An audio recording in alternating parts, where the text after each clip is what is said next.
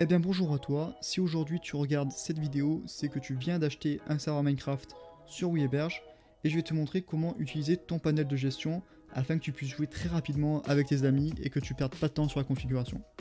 Je t'invite à te connecter sur wepanel.fr, l'endroit où il y a le panel de gestion pour gérer ton serveur Minecraft et je vais te montrer les fonctionnalités. En premier lieu, tu as la console, ce qui te permet de démarrer, redémarrer, arrêter ton serveur. Actuellement, j'ai la possibilité de faire uniquement démarrer, comme le serveur n'est pas lancé, on peut le voir en haut à droite, hors ligne.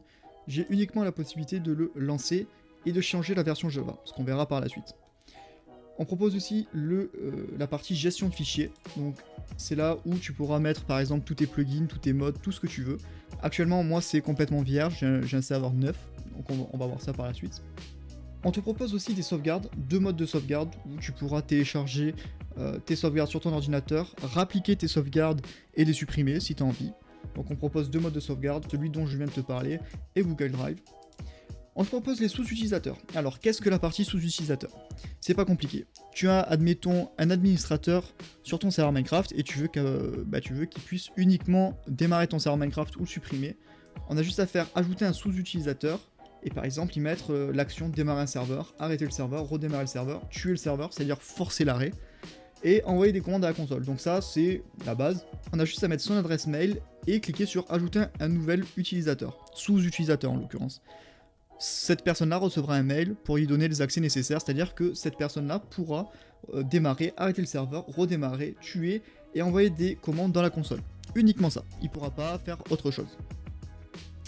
On te propose aussi la planification. Alors qu'est-ce que la planification? C'est très simple, c'est admettons, tu veux redémarrer tous les soirs ton serveur Minecraft, à minuit tu veux le redémarrer, à minuit tu as un plugin qui a besoin d'exécuter une commande, enfin tu peux faire exactement tout ce que tu veux, exécuter toutes les commandes dont tu as besoin pour ton serveur avec une heure bien précise.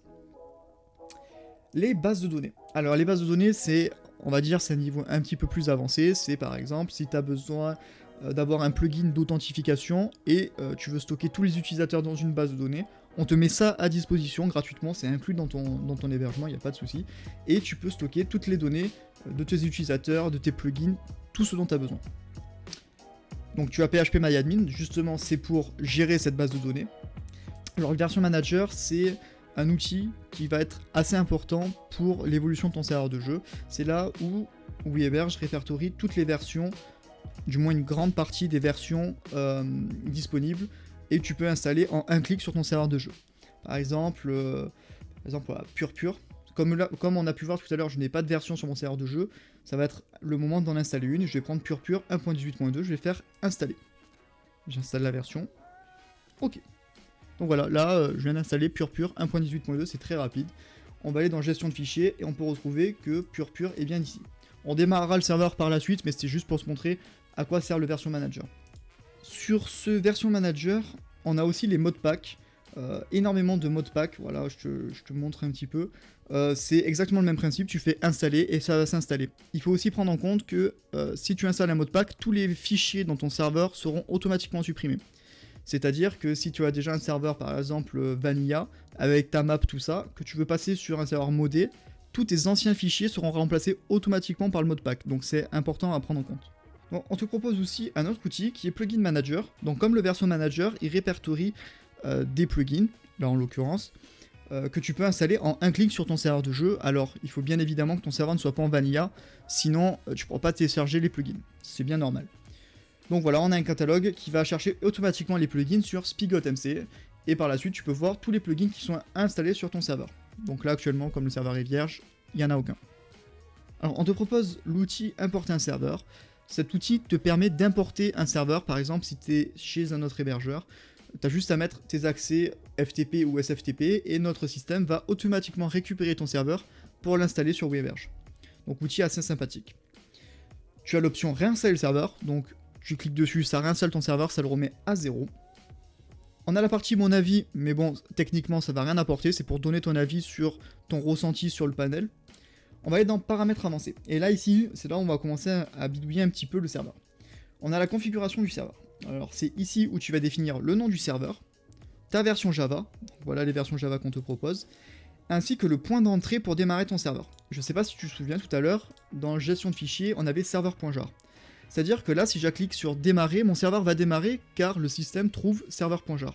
Si, admettons, je mets pas serveur.jar, mais je mets par exemple Spigot, voilà, le serveur, on va essayer de le démarrer, ne démarrera pas. Parce que tout simplement, le système ne trouve pas le serveur.jar. Et l'erreur est indiquée ici. Hop là. Impossible de trouver serveur.jar.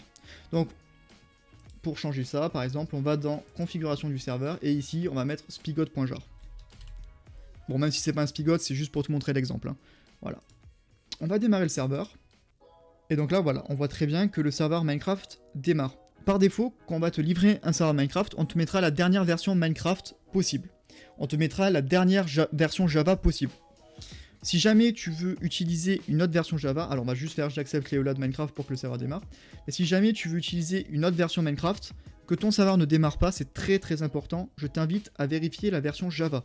Si tu as une version Java qui n'est pas compatible avec ta version Minecraft, c'est-à-dire par exemple la 1.7.10, ton serveur ne démarrera pas. Donc c'est très important de vérifier cette partie-là, changer la version Java. Voilà, on essaie de mettre des indications au maximum pour éviter que tu sois perdu. Sans le changement de la version, ton serveur a des chances de ne pas pouvoir démarrer. Donc très très important. On va revenir un petit peu sur la console, et voilà, on voit que notre serveur Minecraft a démarré, et là maintenant on a la possibilité d'arrêter le serveur, le redémarrer, ou forcer l'arrêt, donc ça veut dire l'éteindre net. Pour un petit peu se repérer dans l'espace là sur la console, on te met plusieurs informations, notamment si ton serveur il est en ligne, en cours de lancement ou stoppé. Tu vas pouvoir voir le nombre de joueurs qu'il y a, donc on va aussi voir par la suite comment le changer. Ta consommation du processeur, donc on voit que je consomme 54% sur 600. On voit la consommation de la RAM en mégas, la consommation du disque en mégas. Tu as aussi la possibilité de voir ton adresse IP, donc voilà, ça c'est l'adresse IP totale. On t'a mis un petit bouton pour copier l'IP, au moins tu perds pas de temps à tout sélectionner, tac, t'as juste à cliquer ici, t'as ton IP. Et en dessous, t'as les graphes de consommation de ton serveur. Donc ça c'est vraiment la partie, la plus grosse partie de ce dont tu as besoin. On va continuer à regarder les paramètres avancés. Éditeur de propriété. Alors voilà, ici c'est le serveur.property. On t'a mis une petite interface graphique pour le gérer. Tu peux aussi le faire directement par le gestion de fichiers et entrer directement dans serveur.property qui est ici. C'est comme tu veux. Donc ici par exemple, comme je t'ai dit tout à l'heure, on veut augmenter le nombre de joueurs. On voit max player. Ici par exemple, je vais mettre 200 joueurs.